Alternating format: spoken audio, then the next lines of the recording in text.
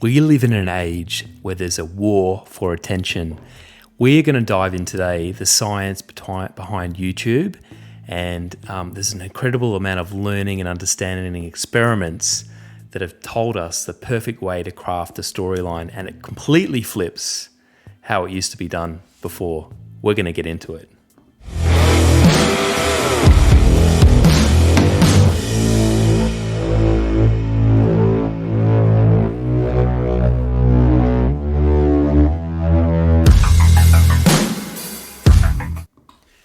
Successful YouTube ads and successful YouTube videos don't just happen by accident. Most of them follow the very same kind of key storytelling principles.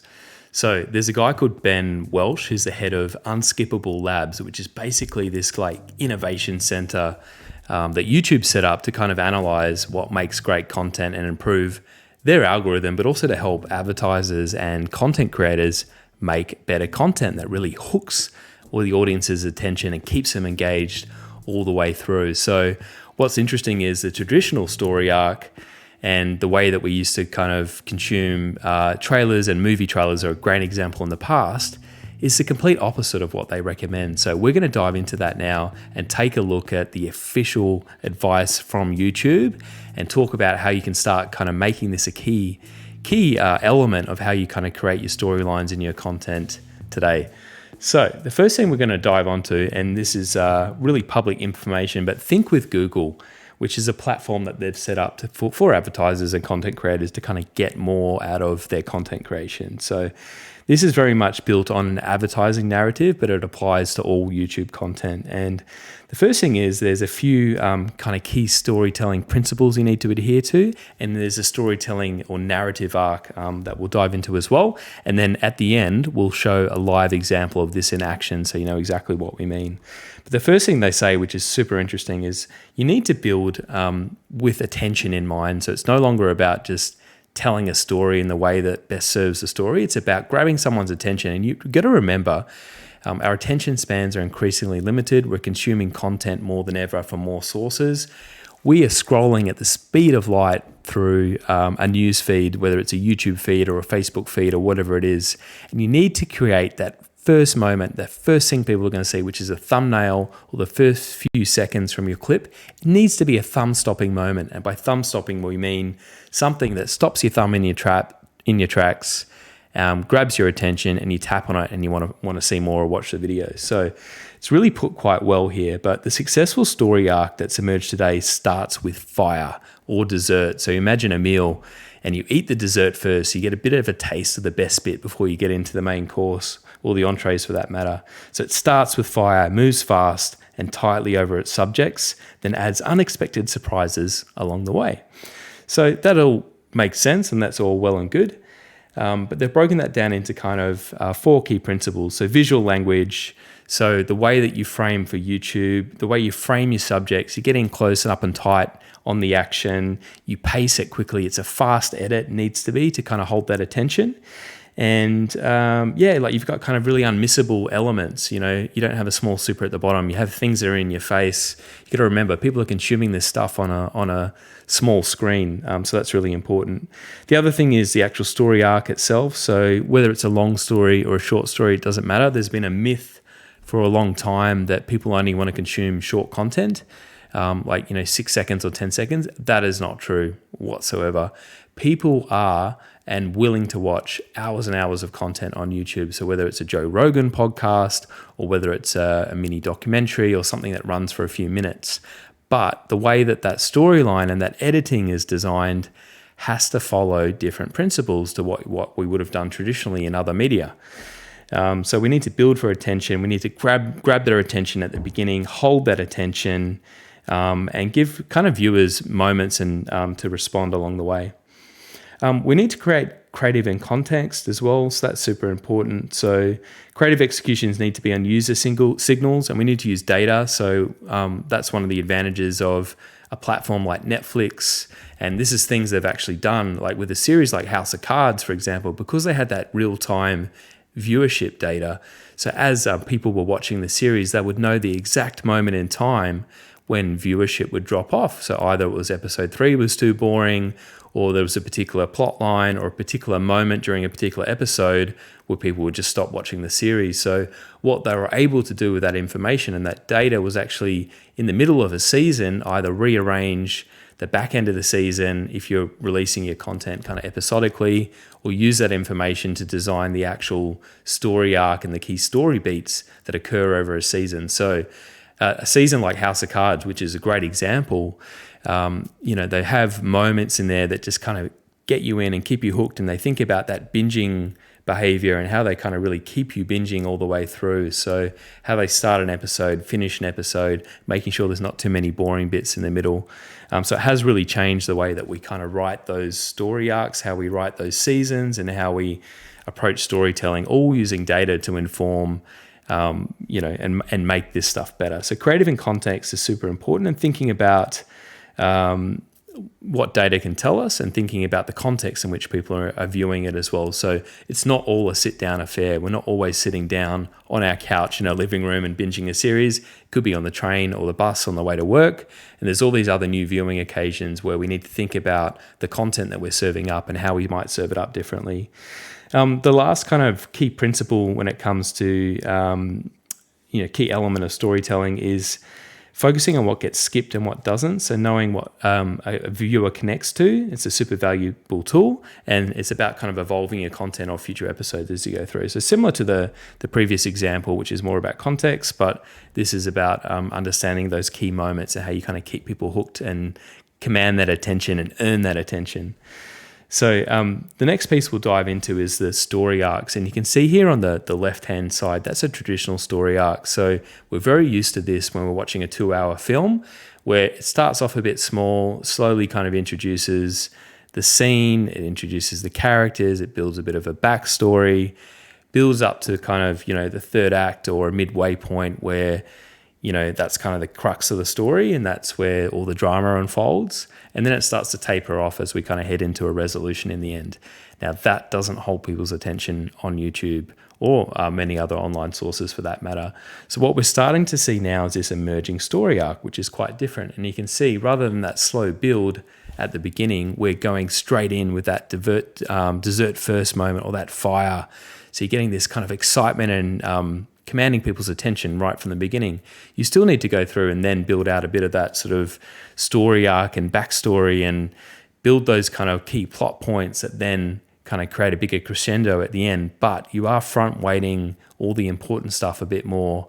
And that's just going to keep more people engaged and more people viewing your content all the way through. So it's a really sort of fundamental shift in the way that we think about narratives and scripting and storytelling. And Unskippable Labs, this is really the science behind it all. So they've basically created fake ads, they've created fake content, they've experimented with different story arcs. So everything you're seeing here is really based on a lot of kind of real world tests. And it's also based on the content that's out there and the content that's trending. So they've really analyzed that and studied that to make these recommendations to you for what you're going to create. So I think that's super important. One thing I'll never forget, which Ben was chatting about at a YouTube talk that I went to, was an experiment that they did, and they took an ad, which was a traditional ad, like a TV ad, and they tested it alongside another ad, which was basically just a blank black screen with a bit of white copy on it, and that outperformed the traditional TV ad. And the reason that commanded more attention is because it was so different visually to everything else out there. Everyone else is trying to shove characters and visuals and high production values in your face. So to go out there with something black and white, effectively in a colored category, it really cut through, and people were like, what is this? I'm curious about this. And they were really kind of engaged just as much as they were. So it's not always about your visuals and your editing and your storytelling, but it's about how you kind of do something different and stand out visually from everything else that's out there. So that's really fascinating.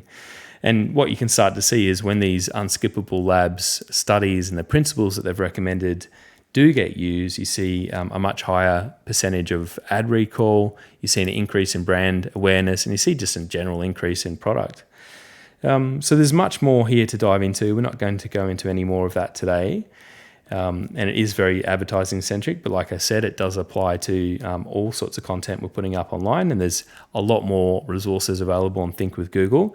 But I wanted to share with you just one live example of this in action. So you probably remember from some years ago, if you got a movie trailer in your newsfeed, or if you went to the cinema, you were greeted at the beginning with a green screen, the label, whether it's Paramount Pictures or Universal or Sony.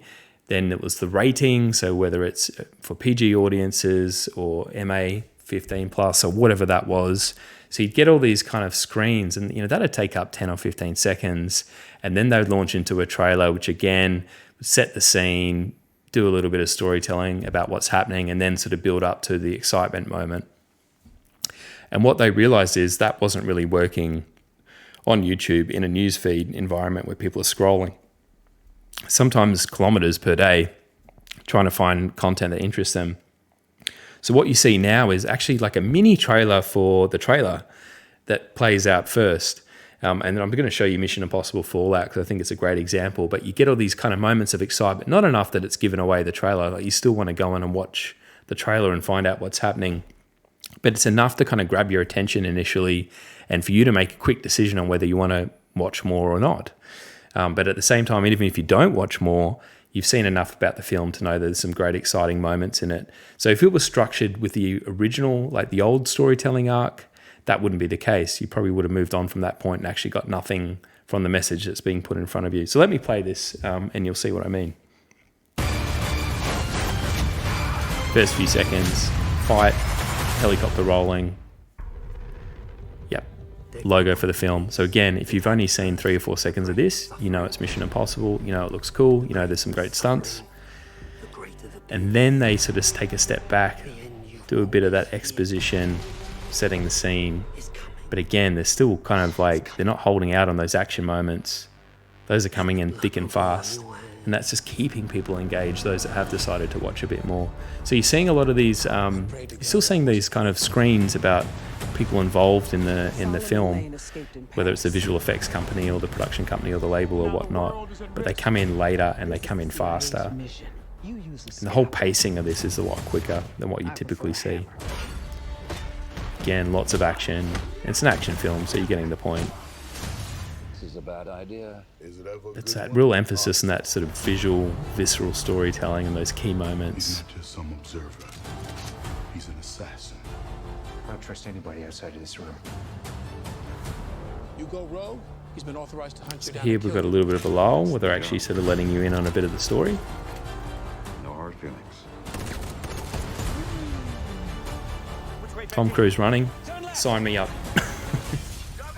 That's all you really need to know.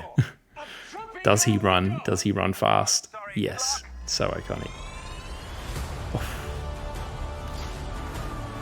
When the clock stops, Ethan Hunt moves. I mean, they've really revealed all the key stunts from the film in this trailer. Which, you know, historically we would have said that's a bad idea, giving too much away. Please don't make me go through you. Ethan, that's not who we are. Look, so we don't need to go all the way through to the end, but you get the point, particularly at that beginning, the flip of the story arc, the change in giving you a dessert first and then sort of getting a taste of the entrees in the main course afterwards is the thing that commands attention and gets you hooked and into the content in the first place. So regardless of what sort of content you're making, even content like this, we try and just build in at the beginning a little bit of a hype moment, give away a little bit of the kind of drama that's in the story or about, you know, the topic we're about to dive into. And I think that's super important. So if you'd love to get more educational content like this on what makes great YouTube content and how we kind of hook people's attention, let me know in the comments below. Either way, make sure you're really kind of studying some of this official advice that Google's put out. It is based on effectively science, so it's super important and it does work and it's really effective. My name's been JP. This is the War On channel. War on attention today and really just trying to help you out with making your own content. Please hit the like and subscribe button. This will mean we can make more content like this. This will mean the YouTube algorithm does its thing and gets us in front of more people. Peace and love to you all.